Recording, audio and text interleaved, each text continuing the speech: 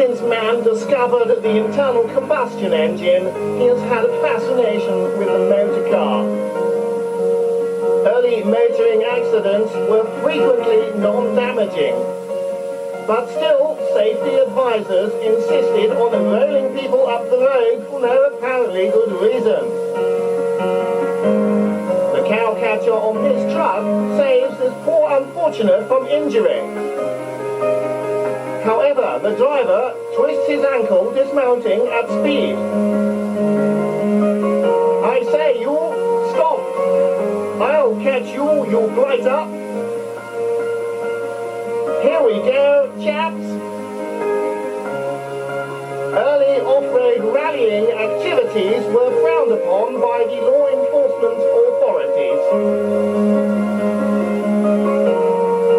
And sadly, Lancia cooling systems with special turbochargers had yet to be invented. The handbrake was a necessity in early vehicles, but an option added only at extra cost.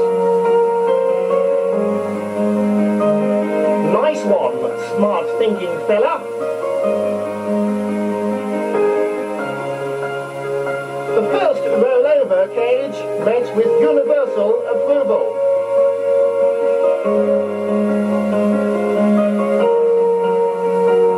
And the French parking system, though in its infancy, was still being very well developed. Sur le continent, they have very different ideas of how to do things.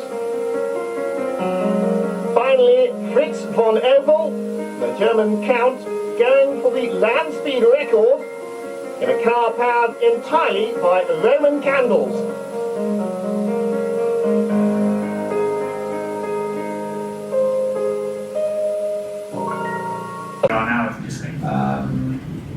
You know, it was a huge jump at the time to introduce so much aero, an extra 100 horsepower, and in a way it was a good time to come back because the car was new for everybody. The trouble is when you try to break through as a youngster and you're in a cycle of the regulation that's been stable for a number of years, the guys that have been there regularly for 3-4 years, it's very difficult to compete. But when everything is new for everyone, it was a good time to come back in. And actually with the DMAC project, it gave some tough moments because the tyres were not fully developed, let's say, but it also gave amazing opportunities where the tyres were in a good window and perhaps even giving an advantage, like was clear at Rally GB, you know, where I took my first win. And there was also some other good moments throughout the year where the tyre, you know, performed really well. Argentina, for example, Finland as well. So there were some good moments during that year. I mean, we could do a night just on DMAC alone, couldn't we? Because I mean, there will be stories. It'll be like a glorious story, but there will be stories. And stories we can't tell as well. It was such a bizarre twist in the quite stable tale of, you know, rally tyres, wasn't it? I think that's where maybe, you know, everyone says you need a bit of luck along the line. I think that's maybe what you could say was the luck, that everything kind of aligned at the same time. So the new regulations came in, like Elfyn was saying, and Malcolm's committed to this new car, this new set of regulations. Malcolm's not stupid, he knows how to win a championship and has to have as many cars as possible and as strong a team as possible. And you know, this opportunity with DMAC being able to put some funding towards it, coming up with a different tyres option that maybe will suit us in different players, in different places, having another player in the team that can be separate from the manufacturing team, having everybody's confidences all coming together at one point. Everything kind of aligned at that same point. And then the fact that we managed to get a certain Frenchman on board as well, you know, everything just happened. And I think Elfyn can touch on this later, he knows it better than I do, but you know, having someone like Seb or himself in the team, just everything was there that you needed to really like launch yourself into the top level of the championship. And then, you know, to have the year that you didn't have in the end, and the way that what happened in Wales was the icing on the cake for all that hard work that's been through. But you know, it's easier for me because I've seen it all from the side, and I've seen now sadly I've been there so long now, I've seen lots of different people come through the ranks, and you know when you're seeing somebody who's really committed to what they're doing. You know, at that time I was just following Elfyn's career, and you would think, yeah, he's committed, he's doing everything he's been told. But then you see when some of the other youngsters come through after Elfyn, and you can tell some of them just don't understand the commitment you need, and you can't teach it. You know, you're doing it or you're not. If you're having to tell people you need to work harder or do more, then sadly they're probably not going to make it, because they just can't see what it takes to get to that top level. And I think I would tell you more and more now, you have to be perfect at everything now with the level we're at. You know, we're deciding rallies on seconds at the end of the day, and stages we're so used to watching stages finish on the same time to the 10th, which is unbelievable, you look at the conditions they're going through. But you have to do everything the edge, so there's never any chance to let up. Sadly, he's still got Ogier against him, which seems to be quite good at it. You learn a lot from him, but now he's teaching you a few other things at the moment, but we'll come to that. I think you're teaching him a few things as well. Knowing what you do now, Rich, this was a pivotal moment in the career of an elite sportsman. This level is like Formula One. It's, you know, no one in this room needs me to remind them of that. These are elite athletes, and they take a certain amount of management. Would you have done, if you were team principal back in those days, in that 2012, 2013, 14, 15 era, when Elfyn perhaps did go up too quick, would you have done anything differently as team principal at that point? No, I mean, I was learning along the way. I think that's the beauty and the advantage I've had, and a bit of luck I've had, is that I've been able to work very close with Malcolm all the way up. And you know, he knows my only interest in is rallying. We've got the Dakar project, we've got lots of other projects going on. I've always said I don't want to do anything else unless the rallying doesn't exist. Otherwise, I'm just rallying. And you know, to have him as a teacher and someone to learn from, you know, there's certain things that now after the 20 years, I would do things slightly different to how Malcolm would, but we discuss it openly. And ultimately, if he tells me I'm not doing it, I'm not doing it. But you know, we're good enough that we're actually very aligned on a lot of things. I would never be in a position to say he's doing wrong or doing something wrong, or tell Malcolm back then that was the wrong decision to do. He would start to ask my opinion, which was great, because then obviously he was thinking that, you know, he trusts what I'm saying, or would at least listen to what I'm saying. But all the way through up until where I am now, it's been a learning process. And it's only now that Malcolm's got his role with the FIA and all these other things he's doing, he's so busy that a lot of it is left to me.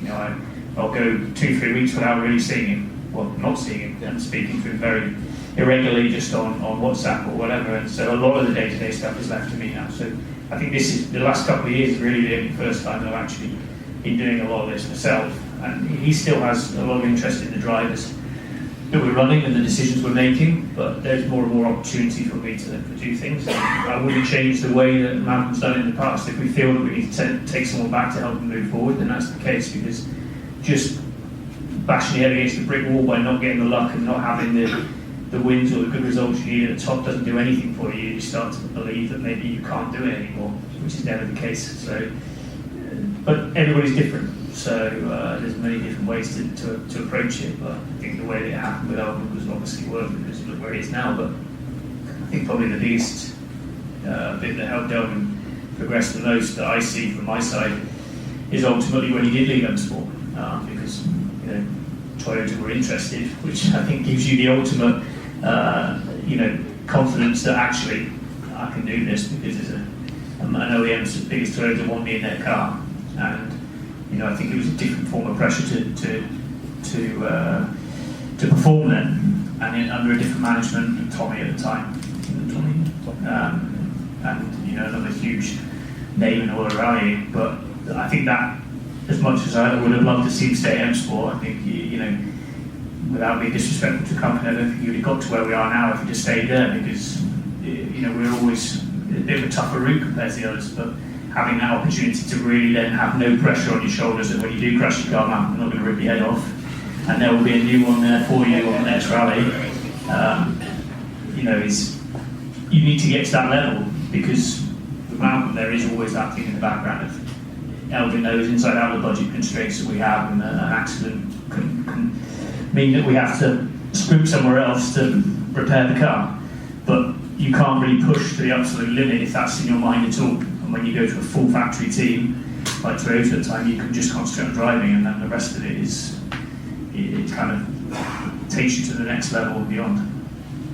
So before we get there, I have to ask, winning Wales Rally TV, there's two big things, isn't there, if you're a WRC driver, clearly not now without our around here, but or an F1 driver, British F1 driver, I think we are the most passionate fans in the world when it comes to winning our home round, and to win at home, in front of your home fans, family there, all the people who backed you through your career, and the team when you started your career. That, just describe that to me, because you're clearly in a bit more of a romantic mood than last time I asked you, and I think you just said, let's just business and move on to the next one after that.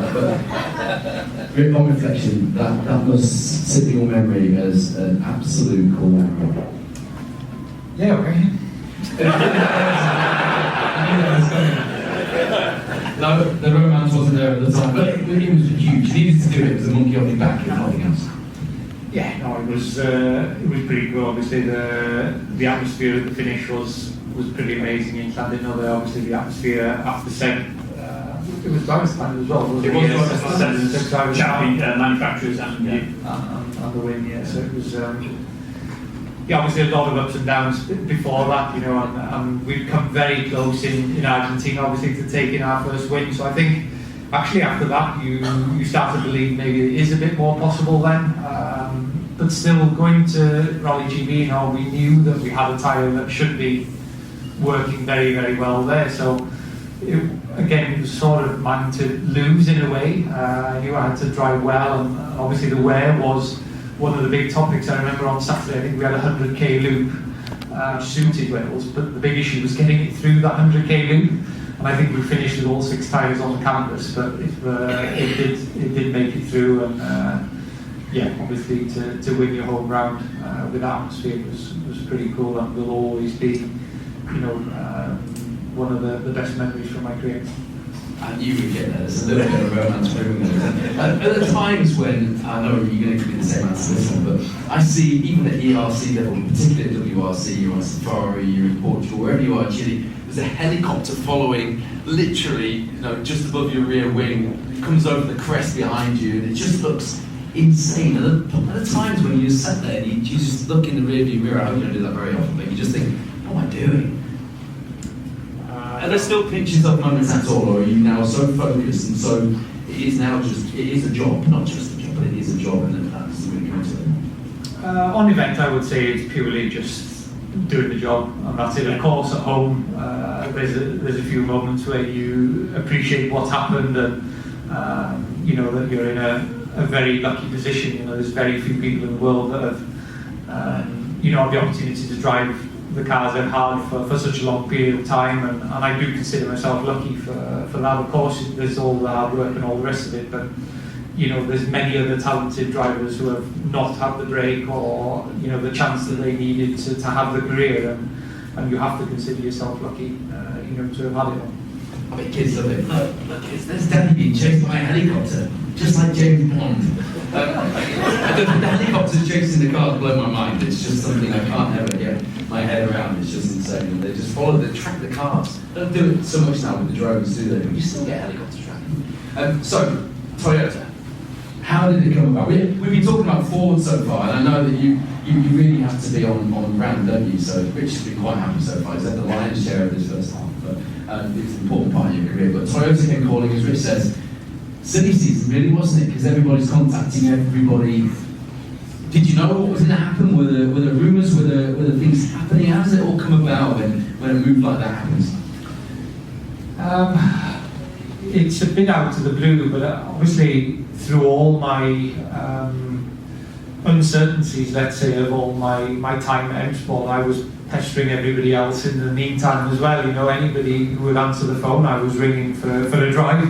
In all honesty, I'm sure Rich wouldn't appreciate me saying that now, but it was the reality at the time. And I think I remember. I'm sure I rang you about something because I was like, need to get in contact with you because you didn't really know what was going on. And it was an international dial-in tone, and I was like, hang on a minute, Elfyn doesn't go on with these, that's for sure.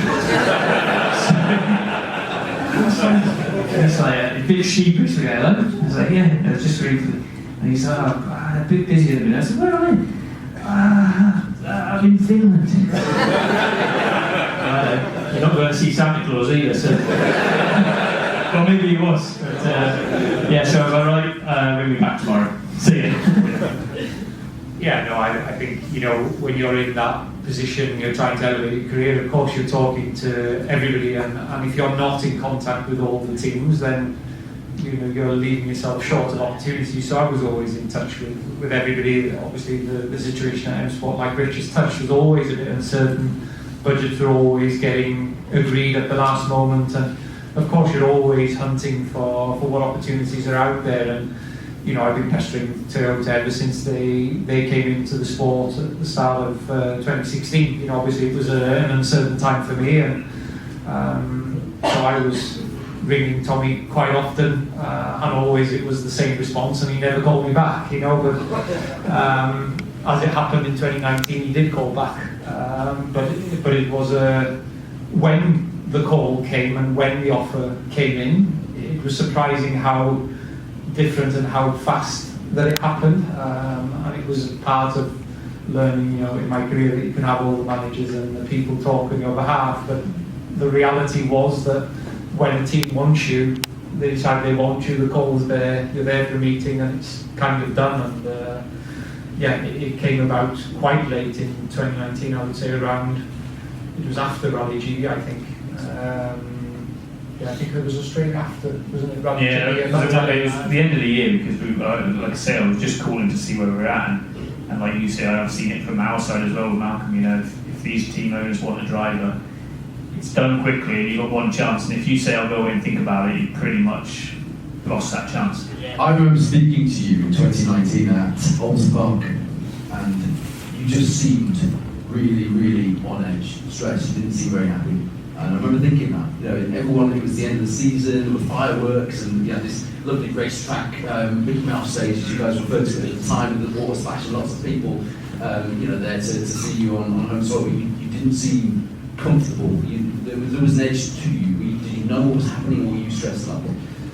Well, 2019, obviously, I broke my back in Estonia, so I had 3 rallies out. I think I was 4th in the championship, and then I had 3 rallies out, and so I didn't have a lot of chance in that second half of the year to prove myself. I didn't have anything lined up. I think GB was my first rally back, is that right? And I had a huge moment in one of the North Wales stages, and I pulled the tyre off the rim, lost 45 seconds, but the upside to that was I got to run first on the road the next day. And I think I won 3 or 4 stages. There was already some rumours from Toyota that I think was coming from engineers, perhaps, that my name had been floated in a few conversations along the way, but like I said, shortly after, I don't remember, there was Rally Spain was happening around that time as well. I don't remember the exact details, but I remember the phone call coming in, and within a few days later being in Finland, and more or less having an offer on the table within a week of it all happening. Definitely at that Rally GB, then nothing was sorted at that point. I think it's a bit of an export special as well. Nico had been with us and was then advising pretty much on that Toyota side. And Tom Fowler was Nico's engineer, and Nico requested Tom to go over to look after that project, and he's now technical director for Toyota. So, again, it's amazing who you meet along the journey, and you never know who's saying what. It's still quite a small group of people, and some of the key ones follow the sport for years and years, and it's that first image you leave with somebody is what they think about in the future. And I'm sure the driving was the majority of the reason, but there would have been a few people saying, well, why don't we look at this, why don't we look at that? Because I know it happens at where we are now. Is my view, Malcolm's view, a couple of the other top guys' view is where we make our decisions. So that lasting impression right the way through is so important, especially for anyone who's coming up in their career. Malcolm always says that you never burn bridges, but it's so true. You just have to. You never know who will help you in the future. No, especially in a sport that is getting smaller at the top level, which of course at the moment it is on 27. We might be talking a little differently.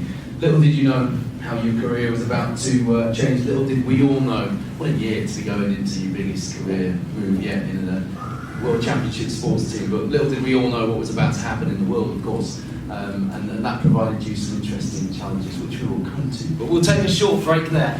Chance to go to the bar. Chance for Ian from Tamiya UK to get a couple of bits signed, if you don't mind. I think you want to just get a couple of photos. But get yourself a spot at the bar, and we will see you in 10 minutes' time. Please put your hands together.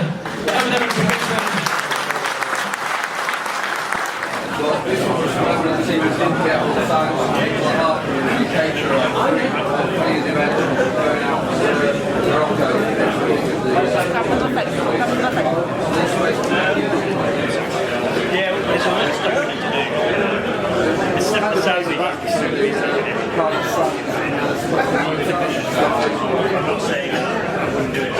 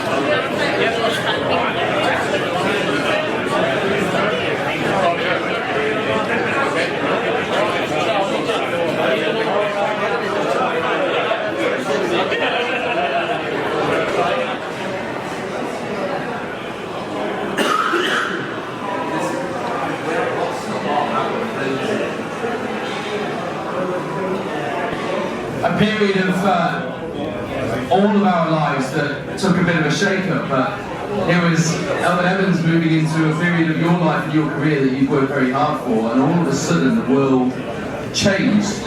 Was there a sense of that? I know it happened in March, didn't there? Was there a sense of that as you went into 2020 on? Obviously, it was a huge change moving to a big team like Toyota, having, like I said before, very much a family atmosphere at M Sport. So, a huge experience going into a works team with different faces for the first time. But yeah, obviously, what happened in Mexico, where we all got sent home a day early, was all a bit surreal, and I guess at the time we never really knew what the outcome of that was going to be, and obviously it was, nobody knew, I guess, at that time. It was more of a big panic to make sure everybody got home at that time. I remember talking to you during lockdown when we did that series of podcasts with Guy Smith, and you were still quite excited because, as far as you were concerned, things had started the perfect way, hadn't they? Podium in Monty, new team, new fans, new bosses to impress, and you guys seeing him up there. Yeah, just crying in the corner. But what a fantastic start it was. Podium in Monty, probably the most emotional any of us have ever seen. Tommy Mack in Sweden, first Brit, wasn't it, overall to win Sweden ever? As if you don't know these records. It's ridiculous that you can be so blasé about these things. We were all absolutely bowled over by it. But it was a big start, wasn't it, to an important phase of your career? Yeah, as soon as I jumped into that car, I immediately felt very, very comfortable. It was a car that was very easy to feel what was going on. I actually changed quite a lot. I remember Tommy was at the test when I first drove the car on snow, and Lassie Lampy was there as well, and he was Tommy's test driver back when he was driving for Mitsubishi, and they called me into the truck, and they were a bit concerned that I was driving too sideways, and they didn't like what they saw basically. And I said, look, I'm struggling at the moment. It's not how I want to drive the car, and it's not feeling so natural. And I said to them, look, I'm changing some things. Give me a few hours, and in the end, I really got the car to a place I felt very, very comfortable with, and obviously the rest obviously just happened. And just hold fire just one moment. When you say, give me a few hours and I'll get the car shipshape, and suddenly you're winning winning world rallies, what does that actually mean to us mere mortals? What did you do? Did you just disappear in and, I don't know, smoke something funny with the mechanics? What happens in that? Well, I was finding my feet obviously in the car, and they just said, look, I think you can't slide like that on the rally. They said, it's not fast to drive like that. And I said, look, I know it's not, I'm not happy either, but luckily, the resources were there with the car, and we found some geometries that were working a lot better. We changed the diffs completely. I think Hoyt had obviously a very dominant couple of seasons in the car before in terms of speed, but maybe hadn't enjoyed the reliability. But there was a few things apparent when we came into the car. Hoyt has a pretty specific style when it comes to the suspension of a car. He likes to run very, very soft and very little protection. And we as a team agreed to change that direction. And say Seb was also in agreement, obviously joined me at the same time, and we changed a bit the philosophy of the suspension and the diffs. And immediately I started to feel a lot more comfortable. And obviously once it started to gel, obviously then it was pretty easy to drive. Was it the first time in your career where, and again, I know you're crying in the corner still at this point, but was it the first time in your career when you could actually just enjoy yourself because you felt like you earned this shot, this is coming to you, Toyota wanted you, and now you were actually doing business as well? No, I'm not sure I really felt like that. You're just focused in that moment on getting everything out to the opportunity, doing the best you can. Of course, excited, to deliver on two very different rallies with a new team. We've been close to winning some rallies in 2019 and had some good performances, but to come straight away podium and then a win, obviously is pretty cool with a new team like that. Like I said, ever since I jumped into the car and made a few changes, it really did feel amazing, and I felt like there was a lot of tools available and the team understood very quickly what I wanted from the car, and we worked very well together to get to a good place with it. So the season kind of ebbed and flowed from there, didn't it? It felt like the momentum was there, and we were all feeling this. Could we finally have another champion? You know, are we gonna add that on after Rich? And then it didn't happen. And then you put in Turkey again, and we thought, oh no, it's back on. And did it feel like that from your point of view? Because I know you're very big on it's got to be consistent. You can't just win and then drop off. You've got to keep the consistency. It's got to be consistently great. And it wasn't yet, was it? No, I think there was still a lot of ups and downs. I obviously did I think it was that year I did a national rally in Estonia and went bowling into the trees at 100 mile an hour, which wasn't the most confidence, wasn't the best weekend for building confidence when that happened, and that probably hurt me a bit, when we then went to Estonia. But then, used my head a little bit in Turkey. I would say everybody else picked up punctures and got a win on the back of it, and that really turned things around. Of course, a very short championship, but no, it still was a pretty mad start to Like the Turf. You've invested in this guy. He's one of your proteges from M Sport, and he's flown the nest. He's now doing the business at Toyota, and possibly could be with a shout at the title. What's the paddock like? The service area like in the WRC? Do you still have lines in, or are you watching it all from the outside like we are? Do you speak a lot? Do you keep hold of those ties and connections? And do you feel it as well? I still speak with a lot of the guys, but during a rally weekend you wouldn't really be messaging or having much chat with people, because that they're concentrating fully on the job. They don't need any more distraction, or they don't need any pointless messages or anything like that. So of course the odd message, if something happens it's like really difficult to watch, you've been doing so well and then you lose a rally, or the car breaks down or something like this, or occasionally I'll send over a few messages of stuff that we've had trouble with, before Rally TV, where you didn't know exactly where mistakes were, and you wanted to try and make sure they've got a bit of information from something that maybe will catch somebody out, pass a bit of information on whether they use it or not, it's up to them, but a bit of help here and there, and like I say, a lot of people that work at Sport gone to other teams, so still have a lot of contact with them, and as much as they're your enemy in some ways of who you're up against, keeping good relationships with them can help at times as well. So I think the good thing about WRC is it's a very friendly atmosphere. All the drivers get on with each other, they all know each other.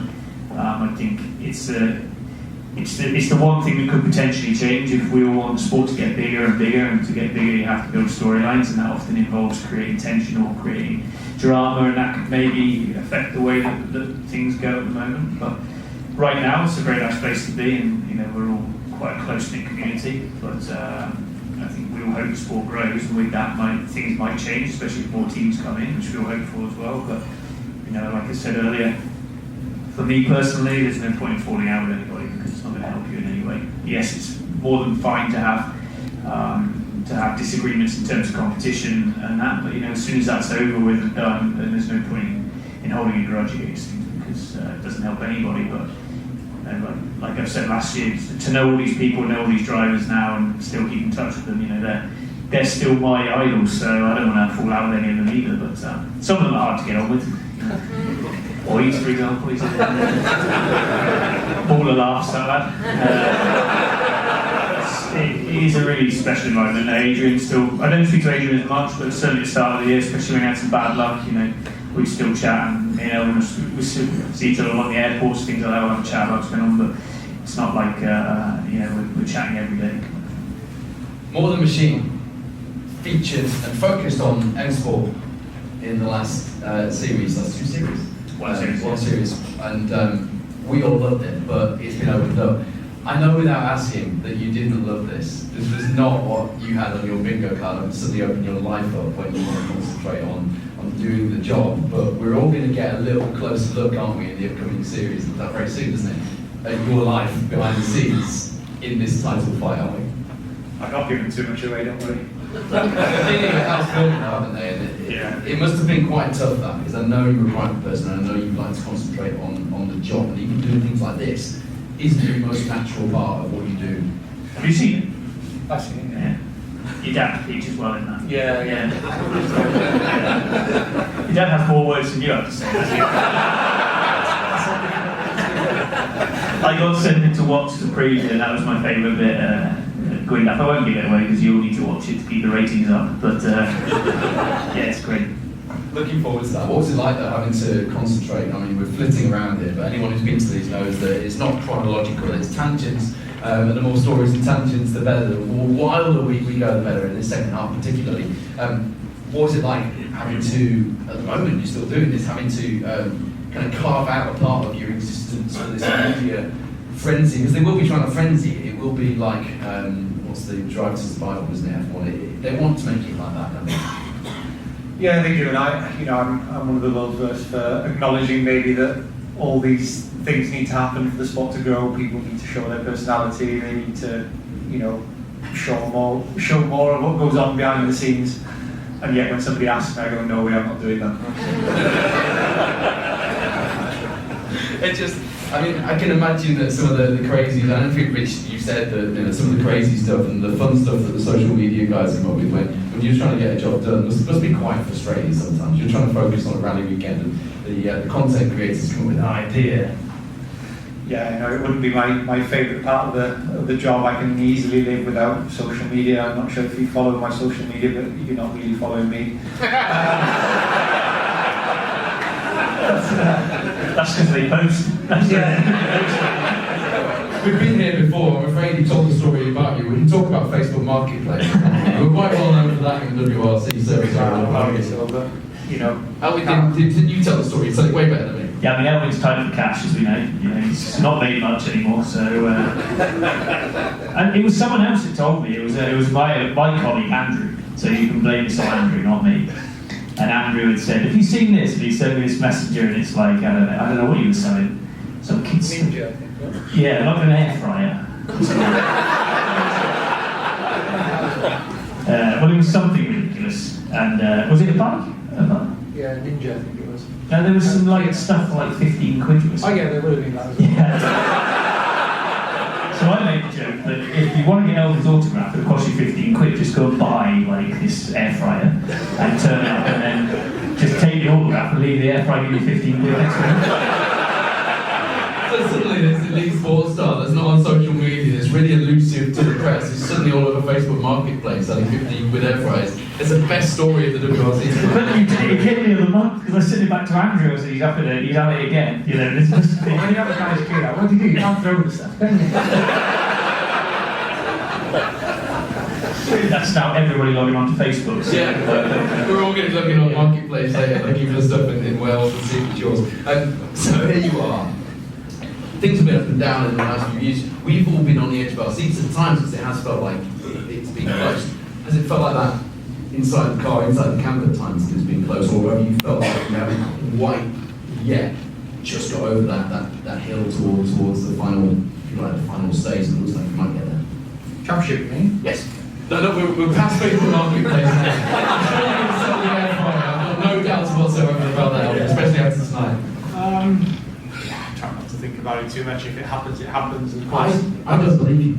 Well, I don't believe that you can't think about this. Surely this is on your mind. It's what you live and breathe for, and what you aim for. It's always the target. But if you're not good enough to achieve it, or it doesn't come. It's like that. There's nothing that thinking about it or dreaming about it or anything like that is going to change the outcome. So you have to get your head down and try and do the job the best you can. That's always the way I've gone about it, rightly or wrongly. So we'll continue to try and do the same this year, and hopefully there'll be more chances again in the future. Keep trying. Let's move to this year. I know we've skipped a few years in your development of Toyota, which has been exciting to watch actually, because that could have quickly gone downhill with the results, because they're going to be quite ruthless if things don't go their way. We've seen that, but it's gone the right way, and you look to be a firm part of the family there. Is that a fair statement? It's a brilliant team to work for. Obviously, huge resources, but also huge expectations, I would say. Although you don't really feel that pressure from inside, but naturally, you're driving for the biggest team in WRC. They're putting the most energy behind it. without saying the results are expected, but still inside the team, there's a lot of ex-competitors as part of the management, and they understand that a relaxed driver is a happy driver and a fast driver. So there's not so much pressure, but naturally, with any position in any kind of elite sports, it's all based on performance. Jari Matti is somebody who we all, I think, hold quite dear as somebody who has been a real character of the sport, and we have, you guys had a fantastic adventure with Jari, and obviously he's having one now at Toyota. And I mean, how flexible they are with him, allowing him to go and do his own stuff as a part-time. It blows my mind actually. But does he sit around and regale you with tales of how he nearly made it, and does he talk about any of that stuff? Does any of his career and the way he approaches things ever come across, and the way he manages things? I think that's all Jari talks about, isn't he? He knows everything and anything there is to know about rallying, but of course he also understands the pressures, the challenges. But actually we haven't seen so much of him this year. Obviously he's been busy with the historic stuff, and we've had Juha with us on most of the rallies, and obviously he needs no introduction. But very similar style to Tommy in a way, where they understand the pressures, and they put that across in the management style. There's no, they're not hard on us at all, really. They're very understanding, but they're obviously striving for success and to always improve as well. You are, on the couple of times that I've been lucky enough to speak to him and interview him, strikes me as completely the opposite kind of character to Jari Matti. He's even less verbose than you, if that is possible. Because getting more than a one-word answer out of you almost need, I was saying to somebody earlier, you almost need somebody like Nicky, who's been in the car with him, knows the stories and can pull them out of him and get him to agree and add a bit to the end to get anything out of him. What's he like behind the scenes? You are, thank you. A really nice guy, very friendly, very easy to get along with. It was just me then. Just you. No, for us he's been great. I mean, I'm surprised he's still so happy to be travelling around the world. Obviously he's done it for so many years, but he seems to be enjoying being part of the team again. Loves being an ambassador for Toyota. Obviously he has a huge history with Toyota, and I think he's very important for the brand. Some rallies ago that he was going to fight for the title again, which is of course a bit frustrating to a point, because you think he's not a threat at the start of the year, and now he is, of course. But that's part of the game. I don't blame him for seeing an opportunity. Seb is still enjoying what he does after all these years, and I don't believe anyway that he's lost any of his speed. He's still ruthlessly fast, and he's been very strong on these dry gravel rallies and really made a difference over everybody else, I believe. It's been a very difficult period for us, obviously. I'm not going to sit here and cry all night about opening the road for 7 rallies on the bounce or whatever it was, but it is a tough job, and especially with a new Hankook tyre, which is a lot more of a closed pattern. It definitely hurts a little bit more. It's difficult to make a difference. I mean, anyway, it wouldn't be my strongest part, these more aggressive, rough, loose gravel rallies, and so happy to see the back of them at least until the last round in Saudi, and we're going to continue to do the best we can. Obviously we haven't done so much tarmac yet. We have Monty and then a very specific event in Canaries, but now we've got two tarmac rallies coming up, so they're obviously going to be quite crucial. I'm interested to get your take on both of you actually on it's not really the new point system anymore, but the point system which sees you scoring different amounts of points on different days. You, I think I remember seeing, were a little bit outspoken about that not being the game. That's not what we do here, and it's almost artificially creating results. Do you still feel that way now? Is that still something that you would rather have left behind? I think the most recent changes now that we've had have definitely gone in a good direction. I think what we had last year was a bit too extreme, whereby the rally winner could end up with far fewer points than potentially by finishing 3rd or 4th.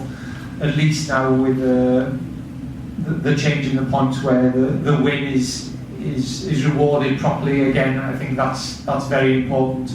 I still think perhaps there's a bit too much bias on Sunday, and that, you know, while we have a power stage with 5 points and the Sunday with 5 points, when the power stage is already playing towards Sunday, and I think back always to Finland, you know, where we had 2 passes through an umpire.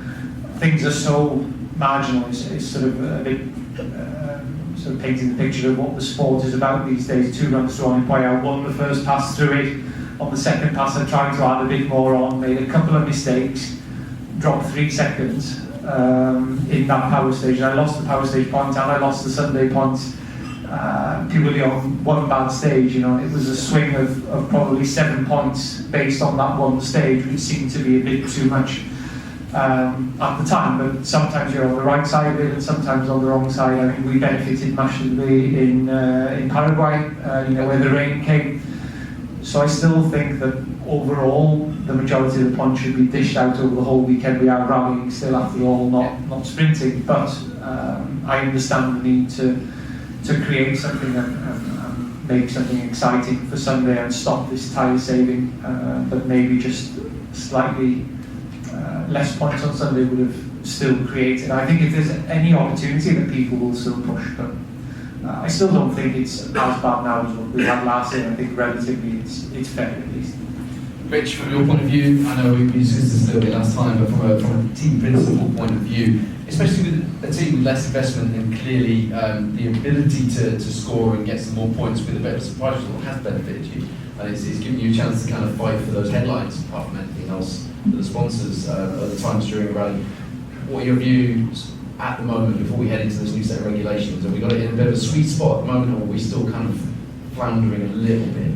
I mean, I think what Elfyn said about last year is true, and you know, we did tweak it at the end of last year to try and make it better this year, and we're in a position where we're not fighting for the win, so I'm watching it as more of a fan that has the ability to have a discussion and hopefully influence where the sport goes over the coming years in the meetings we have when we're discussing sporting regs. And you know, ultimately I think everybody in this room loves a close championship, and you watch Formula 1 and somebody fires away into the lead and is 50 points clear with 6 races to go or whatever, you know, people tune out. And as much as I want Elfyn to win the championship, you know, having this 2-point gap now and 3 rallies to go, you know this championship is probably going down to the wire, and you know that's what's exciting to watch, and you know that's what keeps all the interest in the sport. And I totally understand it can be very frustrating for a driver to lose out and swing around so much. And you know, we saw it with Adrian in Paraguay, where he dropped from 2nd to 4th and lost all his points and the podium and through mechanical issue, but then lost all his points as well. And the road position situation, there's lots going on, and I can understand Elfyn would love to be 30 points up the road, and it would be a very different story. But from a fan perspective and wanting to show the sport as interesting and exciting as it can be, you know, I think what we have and the road position discussion, you know, again, I fully understand how hard it is for people opening the road, but it does create close rallies and it does create close championships, and that's what we all love watching. And so, you know, I think we're not in a too bad a position at the minute, and I think with the tweak away from last year, so that the rally winner is still the rally winner. It's certainly not something we're discussing as a group that needs massive change at the moment. We're discussing obviously the new regulations, some more friendly itineraries that can allow us to push other areas of the sport and grow bigger that way. So I think from a points perspective, we're quite good at the minute. And about those new regulations, briefly before we touch back on this season and what happens next and where we are now. Malcolm, obviously in the Modern Machine, said, when he was talking about Adrian actually, wasn't he? And he said, look, you might win the championship at the end of the day, but we're putting everything into 2027, so we would like to stay here and win with them sport. Is that still the feeling? Is there a lot of investment going into 2027? I know I'm verging on things you can't talk about, but the bits you can. I don't think it's fairly well known to Rotor, certainly developing and going for 2027, these new regulations. We've had to take the foot off the gas a little bit at the minute, just while we understand what's going on. There's a lot happening in the world of WRC. For those that don't know, the commercial rights agreement is up for sale, and there's very likely that there'll be a new owner next year.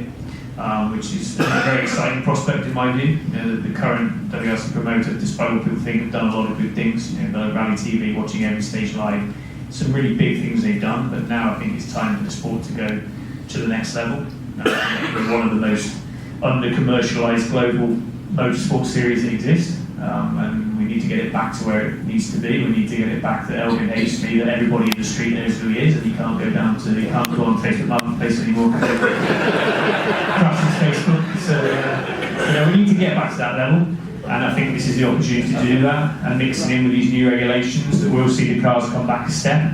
But that kind of all needed to work together to help give it this springboard into the future. And 3 to 4 years time, maybe we'll have a halo car again like we've got now. But we need to slowly build the sport back up again. I kind of think every sport has peaks and troughs, and we're on the upturn to go back to where it needs to be. And sport is a very interesting investment for a lot of private equity firms, pension funds, all this kind of stuff. Now there's so many people, celebrities, all investing in sport. I think it's a really exciting time to have new owners and go forward. So I'm hoping everything comes together. That will then cement M Sport's place. One thing's for sure, Malcolm does not want to stop rallying. He took this role in the FIA to make sure rallying was sorted. That was his only reason to go into it. And again, it harks back to you never know who you're going to meet. Mohammed was the first person, one of the first people that Malcolm ran in M Sport in the Middle East. And then Mohammed becomes president of FIA and asked Malcolm if he'd like to come and help secure the future of rallying. So there's no better person to do that. So I think it's a very exciting place. Fantastic insight. Nothing's really off bounds. We've got Colin McRae's Focus downstairs, the first win for the Focus 99 Safari video we were behind him. The next Ford was fourth, I think it was Peter Solberg that year in that Martini car. And those days, as well as I do, your old man was one of the rally drivers were household names. They were everyday heroes. Just like the F1 drivers are becoming now with what the TV is. I completely see what you're saying. You're in that era and you're going to benefit from that profile, and it's going to be a roller coaster ride, particularly for someone like you who doesn't mind being able to walk through an airport, I'm sure, and not have other people wanting to distract every thought you have. Are you looking forward to that happening and the media profile thing? I know what I'm asking, I think I know what answer. Are you looking forward to the parts that you will benefit from, the increased profile, being at the sharp end of the sport that is entering an upward trajectory where there's a lot of investment, a lot of global audiences tuning in? I'm getting close to retirement, so... I've been doing this for a very long time. I know what I'm getting when I ask things like, don't clap when he says he's getting close to retirement. I haven't got the title yet. You can't be that close, he's still selling on Facebook. Right, 2 points behind. Your old nemesis, the man who you learned a lot from. I'm sure you both learned from each other at this point in both of your careers, but he's still a supremely impressive person to watch, and probably, as you alluded to, quite an ominous character to suddenly decide he's going to go for a title fight. We've seen it with top-level motorsport battles. We've seen it with Lewis and Nico in Formula One. We've seen it with Colin back in the day when he was trying to win his 2001 title with the Focus. And we've got fireworks. They've come at the wrong time. We were planning those in about 15 minutes' time. There goes your firework budget. Are you having to fight a bit of a psychological battle now, as well as the battle on the stages? Is there any of that? And give us a bit of a feel for what happens. Two drivers in the same team, two drivers who've gone up against each other before, and at the moment it's in the same way round as it's always been. What do you have to do? That's what I'm asking. What have you got to do to make this title yours by the end of the season? Fly faster. There's no sort of psychological edge looking forward. You're not, looking for a special psychological edge on a weekend. You haven't got special people around you helping with these. No, none of that. No, just go on. Just go with the job. What does that feel like at this point? I don't know. I haven't really. I'm going to keep going until I get an answer. I haven't really thought about it, to be honest with you. It feels like obviously it's just been so busy. That's the bottom line. We seem to go from one rally to the next, and you finish from one, and you start with a video for the next one.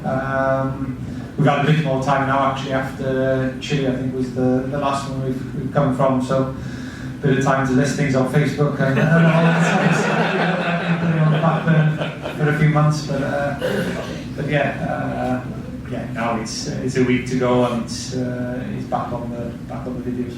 So you're in video mode, you're just looking through the stages. What else are you doing to prepare a week out from what could be one of the most important rallies of your career?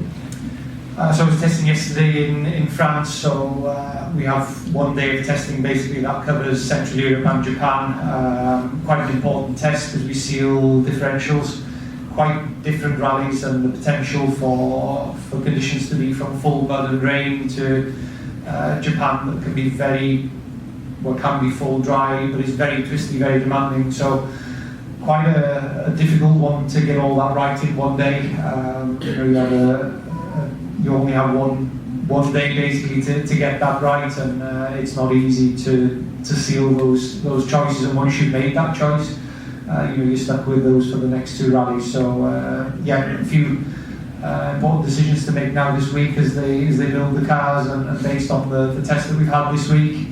It'll be video, and that's it basically now for the rest of the week. Tough question coming up, and feel free to swerve it if you want to. You win the title this year, what happens next? My plan is at the moment is to carry on. Are you in contract? Because obviously with F1 goal, we all know who's in contract, who isn't. Yeah, no, I'm up for renewal now, so I have nothing agreed yet at the moment, and left things a little bit late, to be honest. I've not been so involved in contract talks. It's all been so busy that I've just decided to focus on the championship. I do it all myself. I don't have anybody doing that for me anymore. So you haven't been to Cumbria recently, have you? No, I haven't. I can't afford it. It's been a wasted journey. Need to sell some more parts on Facebook. Yeah. I mean, I can give you some benefits: less travel time, less fuel costs to go to Finland. Not that you pay for them anyway, but free parking. We'll put a name plaque out for you at the front.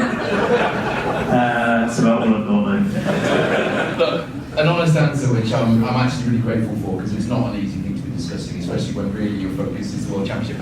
At this point, we've got 10 more minutes. I just want to open up to you guys, because there's going to be a lot of questions out there. I will cap it at 10, and then we'll mingle for a little bit, and anyone who didn't manage to get a signature earlier, we can do that as well. I'm a fan of leaving the room with a little bit left, so you all had a great night and you didn't think, oh god, that droned on at the end. Why didn't we call that earlier? So I'm going to open the floor to you guys. I'm going to run around with a microphone. That's how it's going to work. So first hand gets the first question, and it's right down here at the front, which is great, isn't it?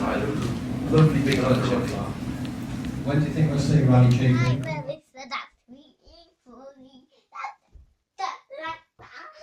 Goodbye!